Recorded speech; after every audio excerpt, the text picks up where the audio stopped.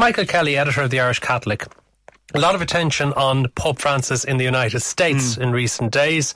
What's this about him possibly coming to Ireland and when? Yeah, I think it's very likely. 2018, the World Meeting of Families is due to be held in Ireland. It was actually due originally to be held in France. The Pope himself intervened to decide that it should be held in Dublin instead.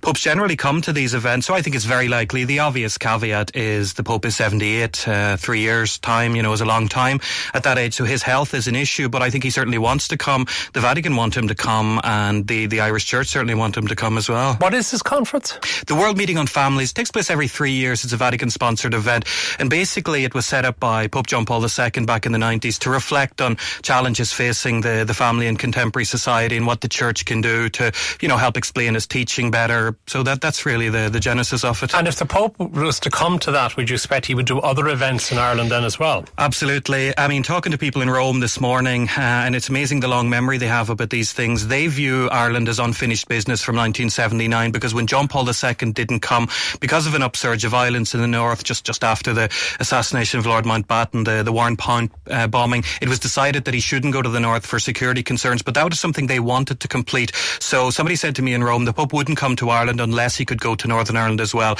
and that means I think he'll take on other engagements in various parts of the Republic as well. How aware are they of how attitudes towards the Catholic Church have changed in Ireland, the 32 counties of Ireland, since 1979?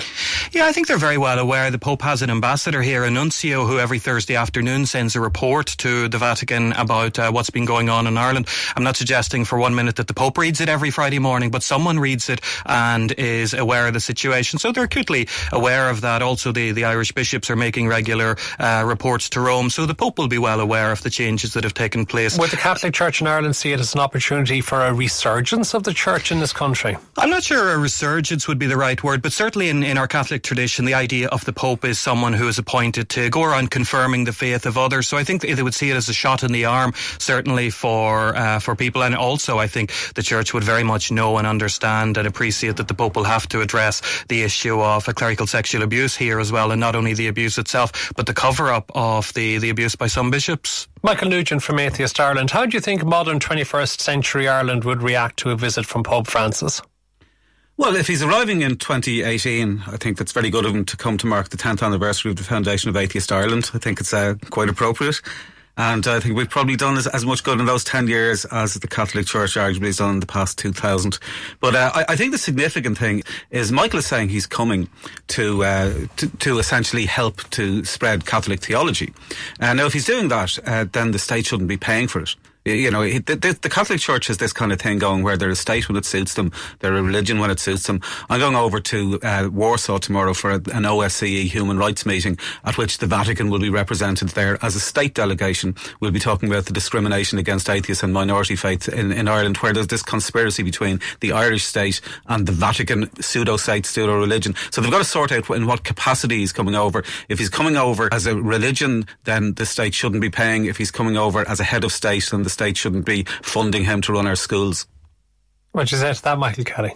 Well, it's up to the state. It's up to the state here whether it's a state visit or not. I mean, when the Pope visits a country, it can either be a pastoral visit or a state visit. In the pastoral visit, he's visiting the Church. In the state visit, he's visiting the Church. We remember back in 2011, Her Majesty Queen Elizabeth II invited Pope Benedict on a state visit to the United Kingdom. And I mean, you had a few whingers and malcontents that were complaining about the expense there. But states generally and governments know when you have state visits, the host state pays for them, just as when Queen Elizabeth II visited here as well. Our President Barack Obama. Yeah, President Barack Obama doesn't claim to be head of a church. I mean, what he's got to do is figure out which he's doing. Is he coming promoting theologies, which is what you said he's doing? He's coming to teach people how to spread Catholic theology. If he's doing that, then he's coming as a head of a religion. He's also been invited to address the Oireachtas. I assume he would take up that invite as well. So perhaps the costs could be split. The state could pay for what it is they want. Again, this is the point to make. The Catholic Church has this thing going where when it suits them, they're a state. And they can use that to... It's always a state. Could Atheist Ireland, would you fear a resurgence of Catholicism on the back of a visit that then would be what you might see as any inroads that you have made in the separation of church and state in this country could be reversed as a result of an upsway in affection for the Catholicism. No, I think what's more likely to do is it'll remind the Pope, if he's not already aware, that 75% of Irish Roman Catholics don't believe in transubstantiation, which is the key distinction between Catholicism and Protestantism, that 15% of Irish Roman Catholics don't believe that Jesus was the Son of God, and that 8% of Irish Roman Catholics don't believe in God. Where are you getting these stats they're from? coming from a survey organised by the Catholic bishops themselves. And so essentially what the Pope will find is that some Irish Roman Catholics are atheists and most are Protestants, and that's the Ireland that he's coming to. Michael Kelly, what do you say to that? Well, look, transubstantiation is not a Catholic doctrine. Catholics are not required to believe it. It's a philosophical concept. It's the key distinction, isn't it, between Catholicism and Protestantism? Michael, let the other Michael finish. It's not remotely doctrinal at all. So, whatever people's philosophical views on, how the Eucharist is the body and blood of Christ, that's a very long and a very complex discussion. I think the Pope will come here. Of course I do. The Pope will come here and the Pope will find a very different church. He'll find a very varied church. He'll find a very different Ireland. It's much more multicultural, multi-religious, and I think this is a great thing about Pope Francis. Sorry, 1 million people, could you, in the Phoenix Park this time, or hundreds of thousands of young people in Galway, or might you? I think it'll be very different. I think there will be huge numbers, because this Pope has shown a fantastic ability not only to speak to Catholics but to speak to people of other faiths and also to speak to people of no faith. I mean, when he was in the US last week, when he was talking about climate justice, when he was talking about tackling poverty, the vulnerable, the Pope finds fellow travellers from all kinds of backgrounds in that. I mean, I know myself, when I go out for a pint with friends of mine, they're always asking me, these are guys who have no interest in religion, they're always asking about Pope Francis. They never asked about Pope Benedict. Frankly, they weren't interested. This Pope interests people in a way that others didn't, and he interests people outside of the church, not just the faithful. Does he interest you, Michael Nugent of Atheist Ireland? Well, he's an interesting character, certainly. He's a Pope of the global south, which that's where 2/3 of Roman Catholics live now, in Southeast Asia, in Central America, in Sub-Saharan Africa. But they believe in exorcisms and demonic possessions. They're very conservative on sexual issues. The Pope recently endorsed an organisation of exorcists.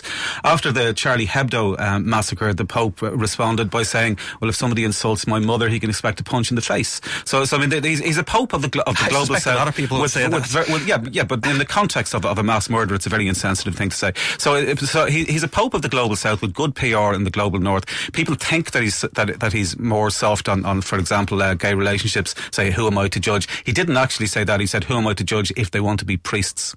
No, he didn't. He said, who am I to judge if they sincerely seek God? Yeah, but the context was he's been asked about priests in the Vatican.